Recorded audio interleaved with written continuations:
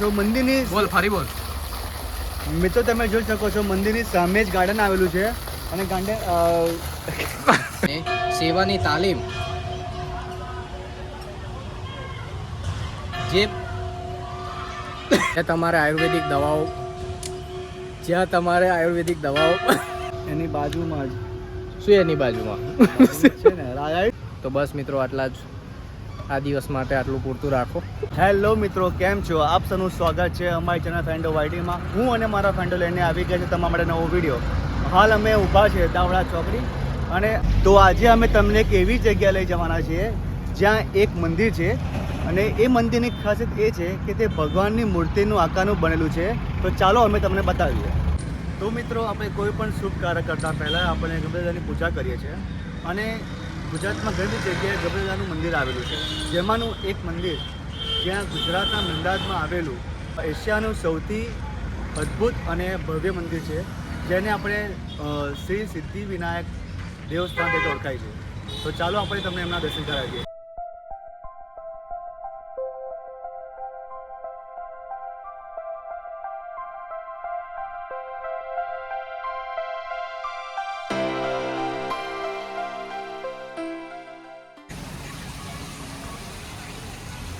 શું કહો દિલીપ, આવી ગયા મંદિરની અંદર? અત્યારે છે એક્સપ્લોર કરો ચલો થોડીક અમારી જનતાને ત્યાં શું છે. બસ તો એશિયાનું સૌથી મોટામાં મોટું મંદિર આવેલું છે સિદ્ધિવિનાયક. અમે લોકો આવી ગયા છે મંદિરની અંદર અને તમે મારી પાછળ જોઈ શકો છો એનો મેઇન ગેટ આવેલો છે અને આજે રવિવાર હોવાના કારણે ઘણા બધા લોકો લાઈનમાં દર્શન કરવા માટે ઊભા છે. અને જ્યારે પણ આ ગેટની અંદર આવો એટલે સૌથી પહેલાં તમને જોવા મળશે આ હાથીની મૂર્તિ. ત્યાં ઘણા બધા લોકો આવીને ફોટા પડાવે છે, તમે જોઈ શકો છો. અને આ છે મંદિરની આગળ આવેલું છે ગાર્ડન. તો ચાલો તમને આ ગાર્ડન બતાવું. અહીંયા મૂષકરાજ છે, એટલે આ ઘોડે આ મૂષકરાજ છે જ્યાં ઘણા બધા લોકો ફોટો પડાવે છે. તો મંદિરની આગળ ગાર્ડન આવેલું છે જ્યાં શિવલિંગના આકારનું સ્ટ્રક્ચર બનાવવામાં આવેલું છે અને તેની આજુબાજુ 2 ફાઉન્ટેન આવેલા છે, જેમાંથી એક ચાલુ છે અને એક બંધ છે. અને તમે જોઈ શકો છો આ ગાર્ડન. તો તમે અહીંયા આવી તમે તમારા ફ્રેન્ડ્સ અને ફેમિલી સાથે આવી શકો છો અને અહીંયા આવીને તમે આ ગાર્ડનમાં આરામથી બેસી શકો છો. અહીંયા તમે ફોટોગ્રાફી કરી શકો છો. તો અહીંયા ઘણી બધા સારા વ્યૂઝ છે જે તમે જોઈ શકો છો.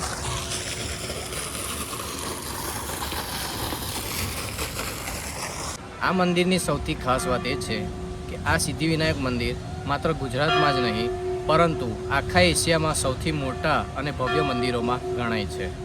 મંદિરની લંબાઈ આશરે 120 ફૂટ છે, પહોળાઈ 71 ફૂટ છે અને તેની ઊંચાઈ 84 ફૂટ છે.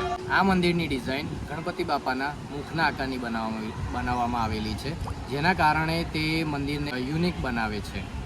આધુનિક ટેકનોલોજીનો ઉપયોગ કરીને આ મંદિર બનાવવામાં આવેલું છે.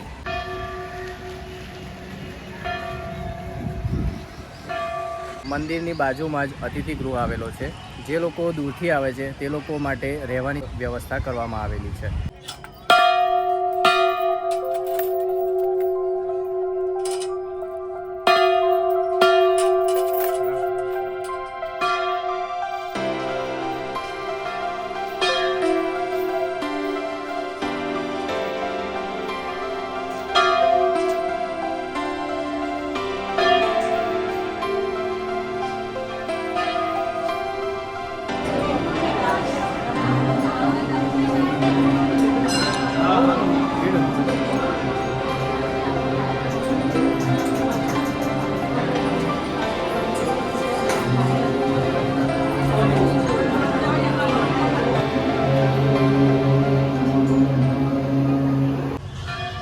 તમે જોઈ શકો છો ગણપતિ દાદાની મૂર્તિની બાજુમાં જ એક અખંડ જ્યોત આવેલી છે, જે જ્યોતને મુંબઈના સિદ્ધિવિનાયક મંદિરમાંથી લાવવામાં આવેલી છે. જે પૂજારી ગણપતિ બાપાની સેવા કરે છે તે પૂજારીને સેવાની તાલીમ મુંબઈના સિદ્ધિવિનાયક મંદિર તરફથી આપવામાં આવે છે. અરે ભાઈ આગે ચલતે ચલો.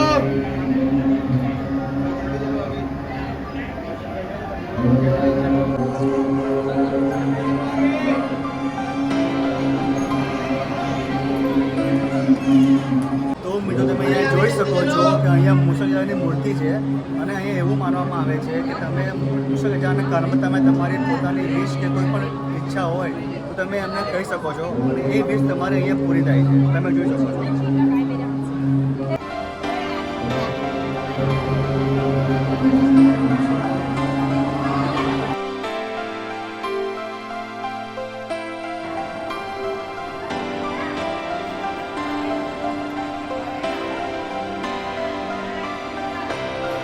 અહીંયા એવું માનવામાં આવે છે કે તમારી કોઈ પણ મનોકામના હોય તો અહીંયા સવાસી દાનમાં તમે ઊંધો સાચો કરો અને તમારી મનોકામના પૂર્ણ થયા બાદ એને સીધો સાચો બનાવો.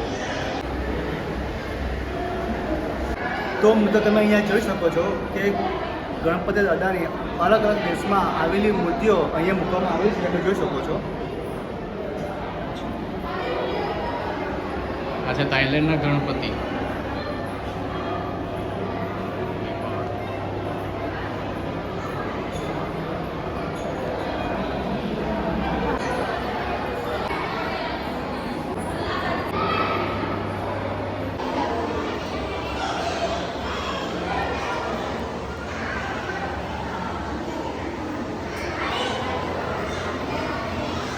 મિત્રો જોઈ શકો છો કે આ ચિંતામણી શિલા છે. ઉપર જે મંત્ર લખ્યો છે એ મંત્રનું ઉચ્ચારણ કરતાં તમે જે તમારી મનોકામના હોય એ લખો છો તો તે પૂર્ણ થાય છે. તો મિત્રો તમે અહીંયા જોઈ શકો છો મંદિરમાં જ હોસ્પિટલની અને એની બાજુમાં તે મેડિકલ સ્ટોરની સુવિધા કરવામાં આવેલી છે. મિત્રો અમે દર્શન કરીને નીચે આવી ગયા છે અને અમે બેઠા છીએ. તમે સામે જોઈ શકો છો આ છે આંકડાનું ઝાડ.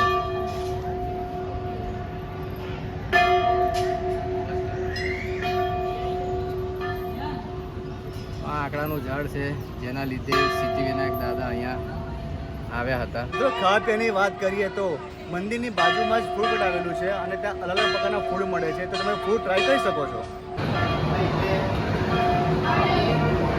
તો મિત્રો તમે જોઈ શકો છો આજે ફૂડ કોર્ટ અને એની સામે જ આવેલું છે કૂપન કાઉન્ટર જ્યાંથી તમારે કૂપન કલેક્ટ કરવાની હોય છે અને અલગ અલગ સ્ટોલ આવેલા છે અને ત્યાંથી કૂપન લઈ અને તે સ્ટોલથી તમે કોઈ પણ ખાવાની વસ્તુ લઈ શકો છો.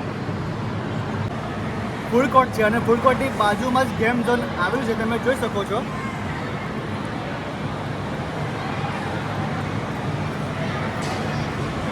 અને આ જ્યાં તમારા બાળકો ગેમ ઝોનમાં આવીને અલગ અલગ પ્રકારની ગેમ રમી શકે છે.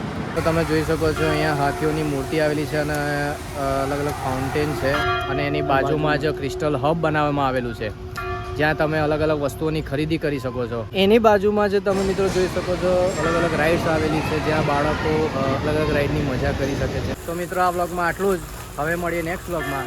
ત્યાં સુધી અમારા વિડીયોને લાઇક કરો અને શેર કરો અને અમારી ચેનલને સબસ્ક્રાઈબ કરો અને કમેન્ટ કરવાનું ભૂલતા નહીં.